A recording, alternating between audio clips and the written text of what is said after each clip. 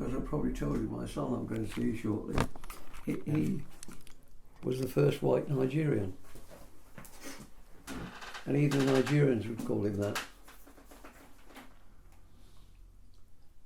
And fun enough, only, I think 2 days ago, I was just walking down the road here.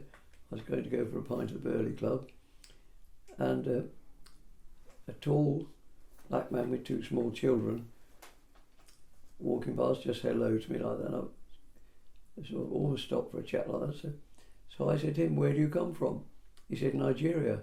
So I stood to attention and sang, "Nigeria, we hail thee, my home, my native land."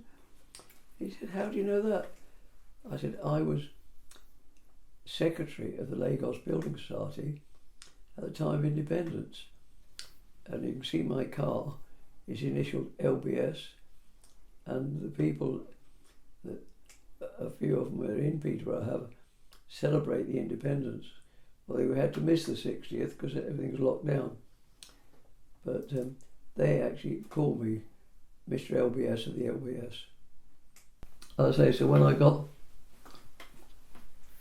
this offer for a job in Nigeria, and I'm not joking, I couldn't have shown you Lagos on a map of the world, but it was a Nigerian that was working in the Development Corporation had actually said to me, "Langford, you're always saying you want to get back to private practice.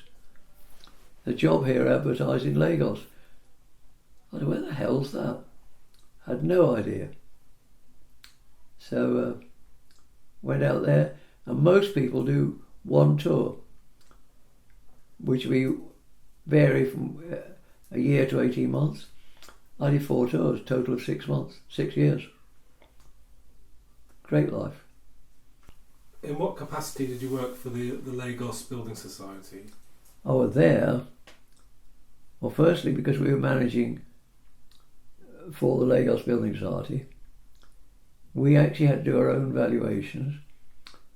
So one day a week we would go out in a company car with a company driver, sometimes my own, but usually a Nigerian director would be with me, and we would do the valuations of probably half a dozen properties a week. Then we had to see the applicants come and see us who were wanting to have a mortgage. I suppose it was a combination of, if you can imagine people working in a building society here, but add the valuations and a bit of property management. We collected rent for a few people, not a lot of that, but some. So it was estate agency and a building society all put into one. It was quite a nice sort of social life, I think is the right word. There's a local club, and a voluntary job. I became secretary of the local club at one stage. Thoroughly enjoyed it. Can you describe what Nigeria was like in the early 60s? Was it prosperous? Oh yeah. The living conditions were good? Yeah, it was very pleasant community. I thoroughly enjoyed living there. Yeah. I think one thing isn't any different wherever you are. Different communities, you don't mix totally. I mean, the Muslim community is fairly separate to the Christian community here, and the Baptists and the Catholics and what have you.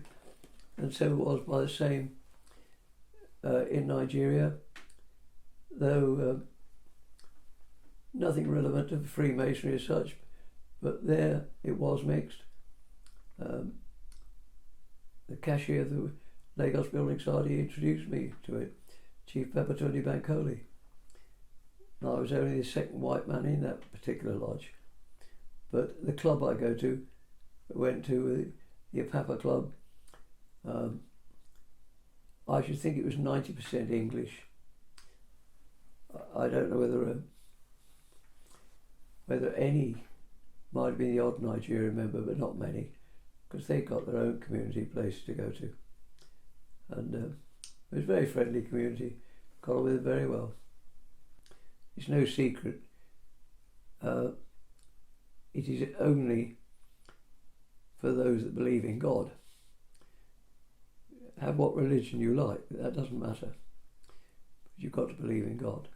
So I'm perfectly happy to sit in a temple with a bloke with the Quran next to him. I've got the Bible next to me. Only one chap up there in charge. Well, unfortunately, this happens just like we're having a bit of trouble with the Scots again, all the years after United. There have been some falling out of the Christians and the Muslims, which definitely did not happen before independence, but soon after independence, and I do remember this well, there was a chap called Inaharo and one called a Wallowo, and I forget which went which where, but they both tried to lead a coup, and one was arrested in Nigeria and the other had run away to England but got arrested there. And a friend of mine called Chief of Gundipe, I knew quite well, I remember the exact conversation. I said to Gundipe, why didn't you shoot them resisting arrest? And he said, but they didn't resist arrest. I said, that wasn't a question. About 4.5 years later, because of what I just told you, I had just left Nigeria for the last time. There was another coup run by the same two blokes who served their prison time, and they shot all the cabinet. One bloke, I think, was away out, I think it was foreign minister, but somebody was in England, but the rest of the cabinet were all shot. And I said to him, if you have a coup, the loser had to be shot, because if not, they'll do it again. And they did. But you know, I used to socially mix with Muslims and Christians, and I didn't realise that, if I understand it right, the Muslim rules don't actually say you mustn't touch alcohol, but you say you mustn't drink much of it. So what they did at dinners, you didn't see some people having a pint like we do here, and some just having a small glass or nothing to drink. Just everybody, a small bottle was in the price of your meal. You know, that worked quite well. There's a photograph, there's only 3 white men in that photograph.